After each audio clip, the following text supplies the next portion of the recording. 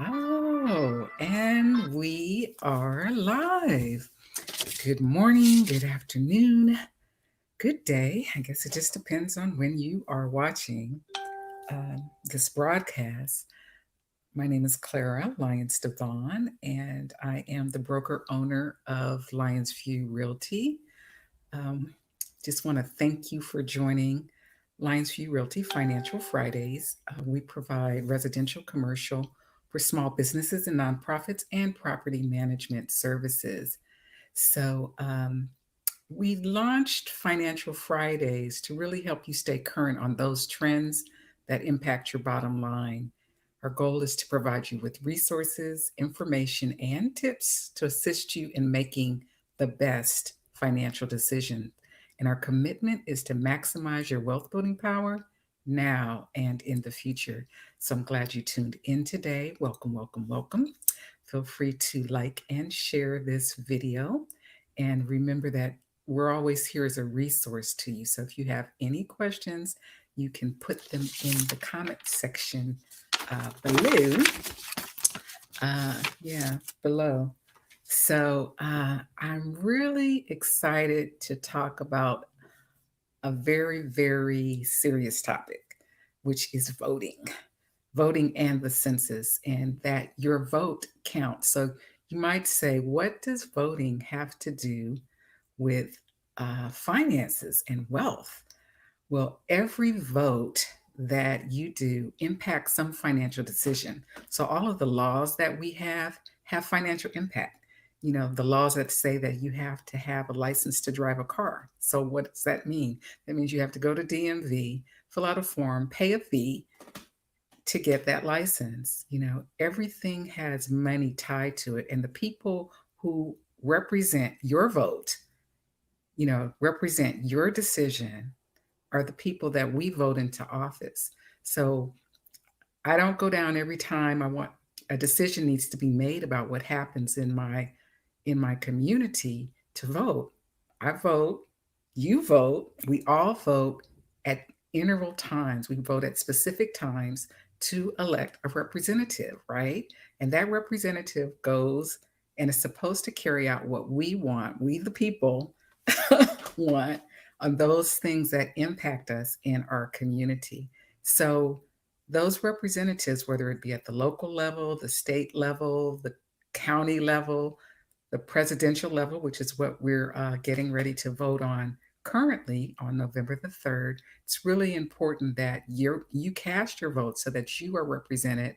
The people that you elect to represent you, or the people who are in office, are the people who are going to reflect those things that you want them to say on your behalf.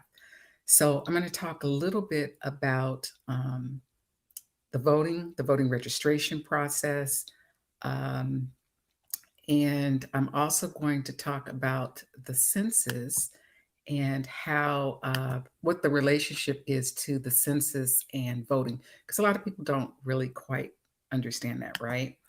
So voting registration dates vary by state, right? So depending on your state, you can go to vote.org and it will tell you how long you have to register. And one of the things I found out that I didn't know is that different states have different dates when their registration ends. So for the state of New Jersey, um, it's 21 days before the election. For Pennsylvania, the registration stops 15 days before the election. For the state of California, it stops 15 days for the California. And what I also found out is there are some states they can register all the way up until the date of the election. So it's not all 51, what do we have? 51, 52 states. Um, but about half of them. So California is one of those states where you can actually register up after the deadline has passed, and you can go to the polls the date of and cast what's called a provisional ballot in person at your county elections office. But that's only for the state of California. Colorado is another state where you can register and cast your ballot on the same day. That's the other thing. Some states you can register that day, but you can't cast your ballot. So you really need to check your state to see what you can do. Connecticut, You can register after the deadline on the date of elections. District of Columbia, Hawaii, Idaho, Illinois, Iowa, Maine, Maryland, Michigan, Minnesota, Montana, Nevada, New Hampshire, and North Carolina, North Dakota, and Utah, Vermont, Washington State, Wisconsin, and Wyoming. So those are the only states where after the registration deadline, you can go and cast your vote at the election site, right? Those are the only ones. Everybody else, New Jersey, Pennsylvania, you need to meet the deadline for registering to vote. So who can vote, right? In the state of New Jersey, you have to be a citizen of the United States of America, as in most states. You have to be at least 17 years old. You must be 18 to vote, but you can register at 17. You must be a resident of the state and the county 30 days before the election. And you cannot be serving a sentence or on parole or probation as a result of a conviction. So if you are in jail, you can't vote. And they had some really interesting things that happened because there were some laws that said, after you get out, you can vote. Then they put in some more laws that said, oh, if you have outstanding fees or judgments or these kinds of things, now you still can't vote, even though you've done your time or you've served your time. So you really have to pay attention to the laws that are being passed by the people who represent us, that they are representing what you want. So how do you cast your vote? In the state of New Jersey and in quite a few states, I can't speak for all states, but New Jersey, Pennsylvania, because of COVID, if you are an active registered voter, you're going to receive a vote by mail ballot. So if you look at your ballot, it will say vote by mail, right? And this is a one-time event because of the pandemic. We're practicing stay at home, stay safe, keep other people safe, don't be around other people, be within 6 feet. And it's really hard to do that when you're going or when masses of people are going to a particular place at the same time. So the governor, in wisdom, said vote by mail. Now, the key thing is how can you cast that ballot, right? So you can cast your ballot 3 different ways. You can put it in the US mail. You can drop it off at an official balloting location, and when you get your ballot in the mail, it will tell you the closest official ballot drop-off places that are closest to you. Or you can go to the official elections office, right? And that will also be on the Board of Election location will also be on your ballot package. So US mail, and if you drop it off US mail, you want to do it as early as possible because it has to get there in time. So if it's received timely, it will be counted first.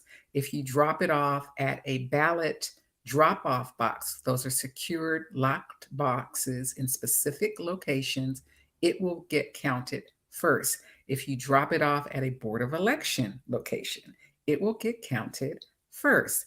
So you want to exercise those options because the other nice thing about them is the ballot actually has a scan on it. So it's a faster process. They can take it out, it gets scanned in, your vote gets counted, you get accounted for, everything gets done in an orderly fashion.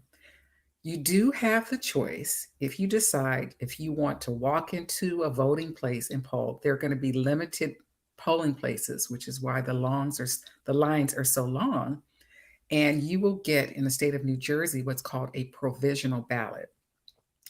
Unfortunately, this ballot method gets counted last because they have to verify the information to avoid duplication. They want to verify that you haven't already voted, that you didn't, scan that or make a copy of it and turn it in. And you're also trying to vote at the polling site.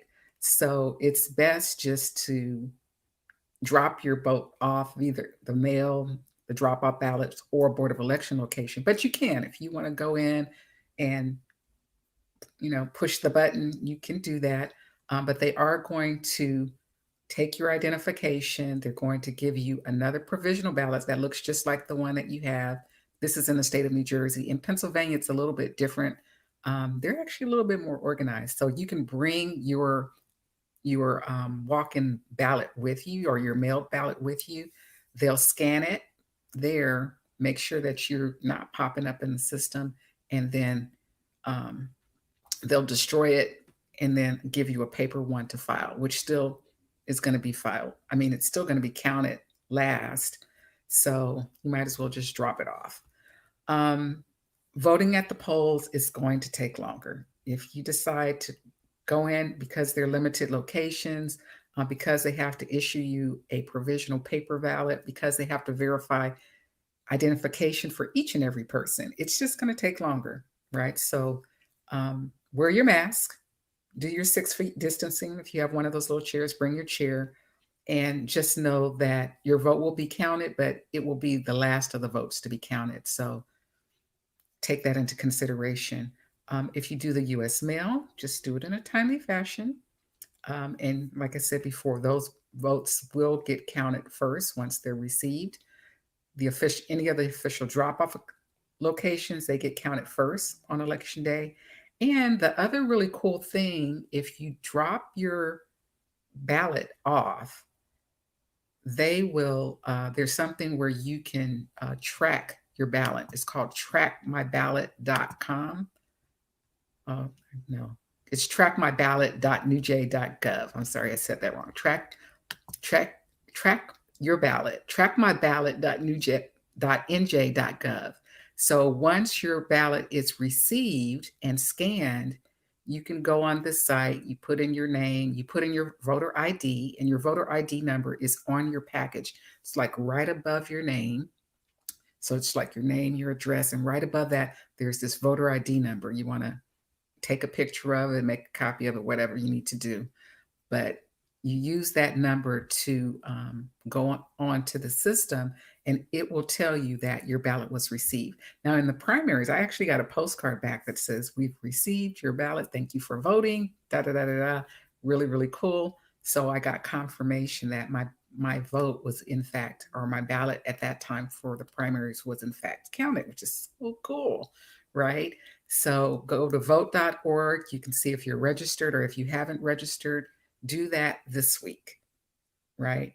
Because we're close to the 21 days before the election.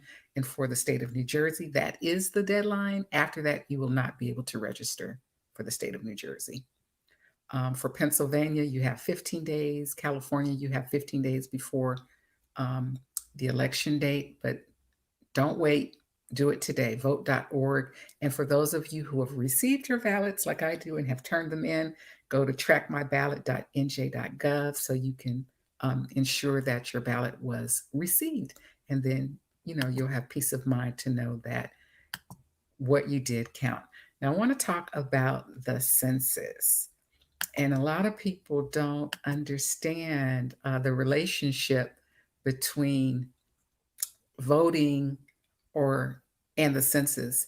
So the census is a method of voting. It is a way of being counted, and it impacts your financial bottom line, which is why I'm talking about it. So there are 3 reasons why you want to do the census, right? And they're called apportionment, redistricting, and funding. Okay? Apportionment, redistricting, and funding. So, apportionment is the process of determining the number of representatives in Congress. And a lot of people don't know this about the census. Each state's representation in the U.S. House of Representatives is based on the census, right? So, every 10 years, we have a census. And each state's representation in the U.S. House of Representatives is based on that census. So in the Constitution, they established that the apportionment of the House of Representatives would be determined by the national census once every 10 years.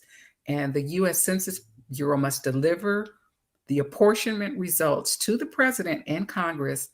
um, Normally, it's by the end of the year. So December 31st, it would have been December 31st, 2020, but that date has been extended to April of 2021 because they want to give you more time to get your information in for the census. So the 2020 census asks you all these questions, and they collect the information that are also necessary for redistricting. And redistricting is the redrawing of the boundaries, right, for the areas that are used to determine where people elect their representatives to the U.S. House of Representatives, the state legislature, the county, the city council, the school board, and so forth. So the law requires that the redistricting data be delivered to the state officials within 1 year of the census date, which is no later than April 1st of next year, 2021.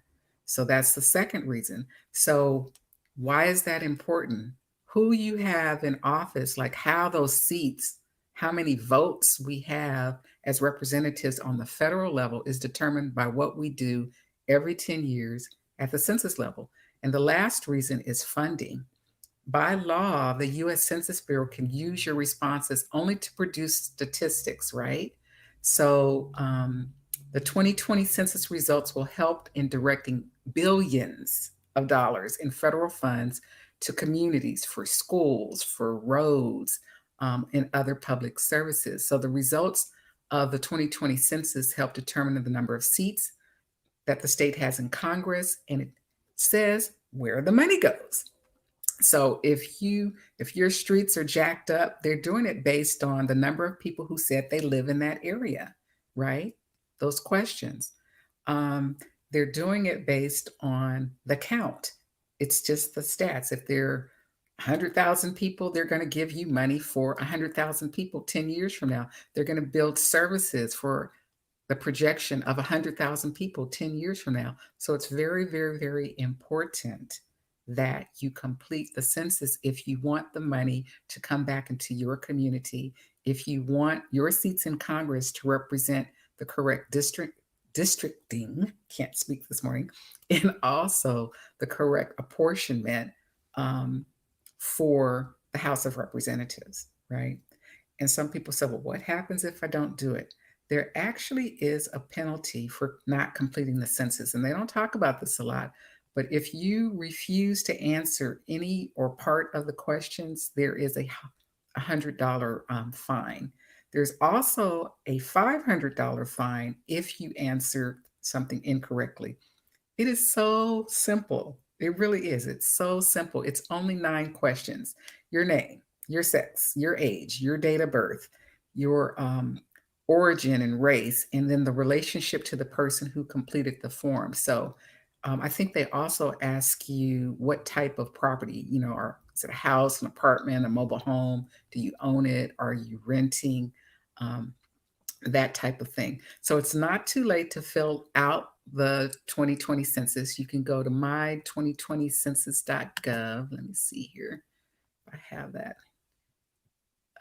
Yeah, there you go. My2020census.gov. And you can go online, fill in all of the questions. You have until they extended it to October the 31st. So you have until the end of this month to complete the 9 questions. If you're doing it online, once you start it, you have to go all the way through the 9 questions. You can't go back. So if you don't complete it, you're going to have to log back in and start over. So just go in, sit down, finish it. Takes you all of not even 10 minutes. But you have 3 ways that you can do this to complete the form. You can do it online. You can mail in your, if you have the paperwork that they sent you in the mail, you can mail that in. You can do it on the phone. There's a phone number. It is 844-330-2020. I don't think I did a slide for that. Or you can go to my2020census.gov, which I do have up, my2020census.gov. It will give you the phone number that you can call in, and they'll do it with you over the phone. They're not taking any personal financial data, so don't be concerned about any of that. And if you don't know your 12-digit census ID, you can go to my2020census.gov and get that information. So, who should fill this out? Anybody who is a US citizen, or if you are a non citizen living in the United States and its 5 territories, which is Puerto Rico, America, Samoa, the Commonwealth, the Northern Mariana Islands, Guam, and the US Virgin Islands. If you're in any of those places and the US, you are required by law to be counted in the census. So whether or not you are a citizen, you are supposed to be counted. If you are from a foreign country, but you're living in the United States during the 2020 census, that's this year, and that includes members of the diplomatic community as well, you have to be counted. So you would fill it out based on your residence where you sleep most of the time, right? And it's based on where you were living on April 1st of 2020. So a lot of people have concerns about privacy. Uh, they think that the census in some way is going to, I don't know, disclose something about them. The Census Bureau is not permitted by law to publicly release your responses in any way, right? Or in any way that could identify you or anybody in your household. So that if you're wanted by the police, they don't care. They're not going to identify who you are. By law, they can only use your responses to produce statistics to get the numbers. If you respond online, all your web data submissions are encrypted in order to protect your privacy. So again, they're not trying to come after you personally if you've got things going on. If you respond using the paper questionnaire, your completed questionnaire will be destroyed after they process it. So they physically destroy the paperwork after they put the data into the system. And your information is completely confidential and protected by law. So it can't be shared with any other governmental agency, which includes law enforcement or immigration officials. So I'll say that again. Your information is completely confidential and protected by law, and it cannot be shared with any other government agencies, including law enforcement or immigration officials. So there's a law, a federal law, I think it's Code 12, Title 13, Section 9, whatever. But it protects your privacy and it keeps your answers safe and secure. So by law, the US Census Bureau can only use your responses to produce statistics, right? Just to produce the statistics. So it's really important because you want to make sure that your information is counted, that your vote is counted, that your vote counts, right? So how do you do that? You vote. You vote in the election that's coming up. First, you have to register, then you have to vote.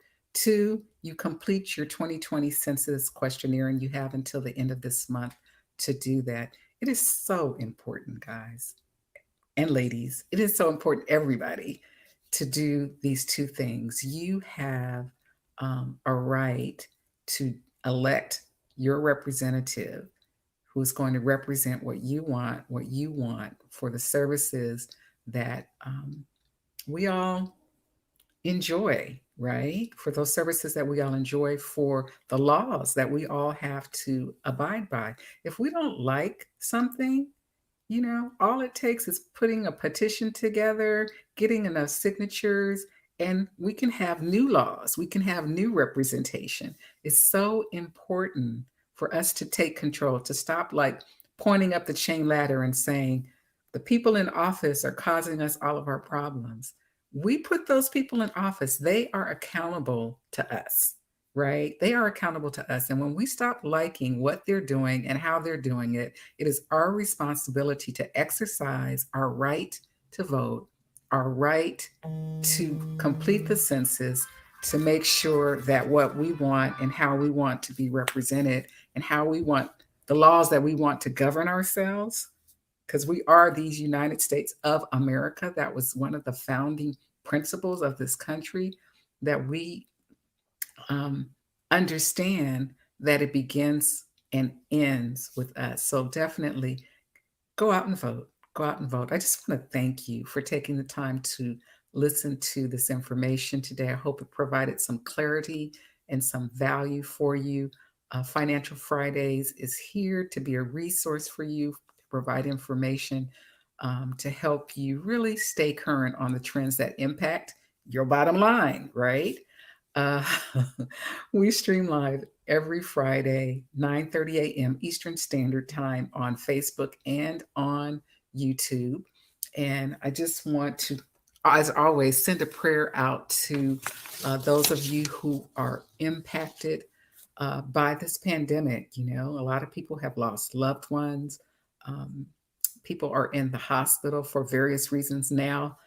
The commander in chief has been affected by the pandemic. So wear your mask, all y'all, wear your mask. Um, and I really want to say a prayer for our essential employees, those who are providing our needed healthcare services, fire, police, um, and especially our leadership. So I just encourage you, take care of yourself, take care of your family, and stay safe. Wear your mask. My name is Clara Lyons-DeVaughn. As I said before, Financial Friday streams live on Facebook and YouTube Fridays at 9:30. You can join us again next week at that time, Eastern Standard Time. And until then, keep living your best life.